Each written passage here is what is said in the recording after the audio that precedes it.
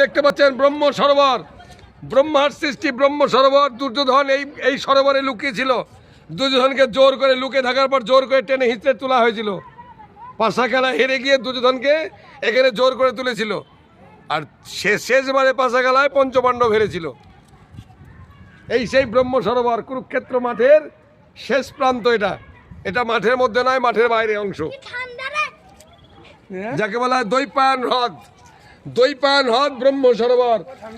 সন্ধ্যাবেলায় সন্ধ্যা আরতি হয় ওই সামনে গিয়ে। সন্ধ্যা আরতি, আরতির জায়গাগুলো দেখুন, আরতির জায়গাগুলো। আরতি দেখতে যাব ওইখানে ভেতরে।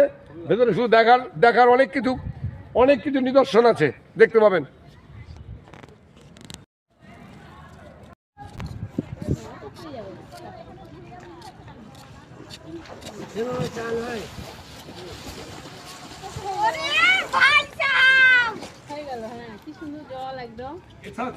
এরকম হয়নি তো, ওপরে সিঁড়ি আছে পরপর।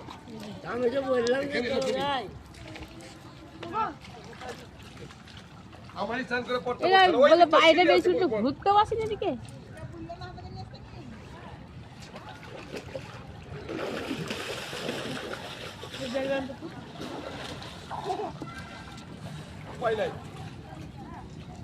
চলো ওই রকম একটু করে